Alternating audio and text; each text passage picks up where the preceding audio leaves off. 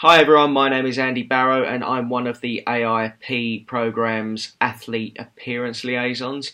What I'm doing today is making a series of training videos, so apologies in advance for the kind of rough cut and the editing. These are just for training. This video is going to be talking all about audience differentiation, so it will feature 3 clips that weren't shot today, they were shot at a different time. I'll introduce each of them and explain how you can really make a story accessible to lots of different audience types just by telling it in a slightly different way, using different language and obviously using a different tone. So the next clip, the first clip, is a story that I use, but it has been prepared specifically for a disengaged audience of 16 to 19-year-olds. So here it is right now. I'm going to tell you now about a conversation that changed my life forever. This is the story of the diminishing yeses. A few days after I'd broken my neck, I was laying in my hospital bed and a nurse came to see me. He said, "Andy, I've heard you've been talking about making a full recovery and walking out of this hospital." I said, "Yes." He said, "I've heard that you've said the doctors have told you there might be a slim chance of you making that full recovery." I said, "Yes." He said, "Andy, you need to understand something. When the doctors say that, they're really just covering themselves." He said, "There's no chance you're going to make a full recovery. In fact, there's no chance that you're even going to make a partial recovery. You're not going to walk out of this hospital. You're not going to walk again. In fact, you're never going to walk again. Do you understand?" I said, "Yes." He said, "Are you okay?" I said, "Yes." And he left. And I cried. And that was the worst moment of my life. But it was also one of the most important moments because it made me understand that no matter how many tears I cried, the past wasn't going to change. I wasn't going to magically get up out of that bed and walk out of that hospital. It made me understand that while I could not change the past, I could change everything from this moment on and how I reacted to the past.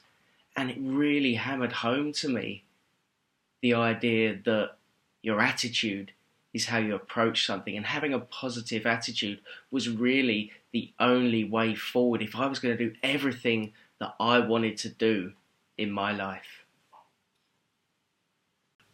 Okay, so that was the first version of my story, designed to be delivered to a group of 16 to 19-year-olds who were quite disengaged and may not necessarily have wanted to be there. This next version of the story is designed for a multiple ability audience, so an audience of students from an inclusive school maybe, who probably have had a few different challenges in their lives as well, so I hope you can see the difference in the tone. I'm going to tell you now about a conversation that changed my life forever. It was one of the toughest moments of my life, but it was one of the most important. About a week after I'd broken my neck, a nurse came to my bedside in hospital, and he had a really important conversation with me. He said, "Andy, I've heard that you've been talking about making a full recovery." And I said, "Yes." He said, "I've heard that the doctors are saying that you may well walk out of here, or there's a slim chance at least you may walk out of here." I said, "Yes." He said, "Andy, I've got some bad news for you. I need to tell you that when the doctors say that, they don't really mean it. They're just covering themselves. There's not a high chance you're going to walk out of here again. In fact, there probably isn't much chance at all of that. You're not going to make a full recovery. You're not going to make anything like that. In fact, you're not going to walk again. I have to tell you that you're never going to walk again, Andy. Do you understand?" I said, "Yes." He said, "Are you okay?" I said, "Yeah." and he left, and that was really, really, really tough moment for me. But it made me understand exactly where I was. It made me understand that no matter how sad I was about that, and it was a sad time for me, but no matter how sad I was, that wasn't going to change the past. The only thing I could take control of at this point was what was happening right in front of my eyes at that very moment. And in the future, the only thing I could control was how I reacted to that bad situation in my life. And it taught me about the importance of having a positive attitude and approaching every situation in my life positively, in order that I'd be able to do all the things that I'd wanted to do previously.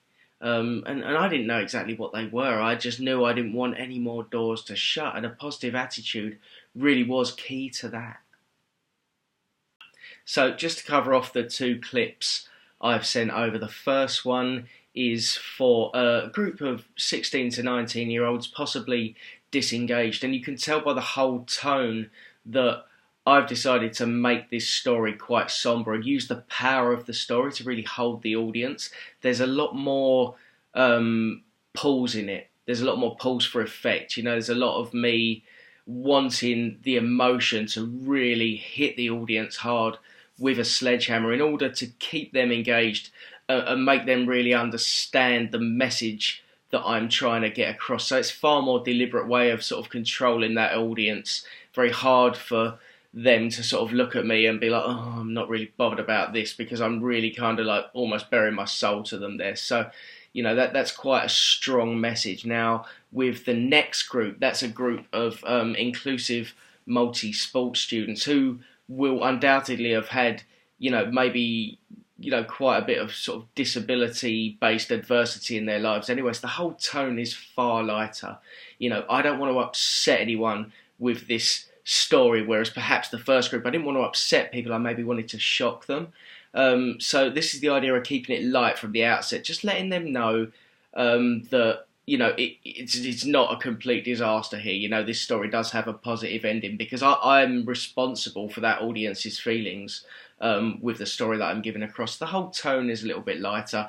I don't leave the pauses as long, so it's not going to have such a harsh effect on them. So it's really keeping it much lighter and almost more conversational by the way I'm describing it. So for me, those are the main differences. I would say the inclusive group, I go at a bit faster pace just to keep stuff moving a bit more, whereas when I really want to pin the audience with the previous clips, so it's just a lot more deliberate. And aside of that, I'm going to leave you to draw your own conclusions about the way that I tell the same story in very different ways, just by not even using too much body language, to be honest, because I've just sat here on a headshot in front of a screen for you. So it just shows how much you can kind of nuance your message with the tone that you decide to set.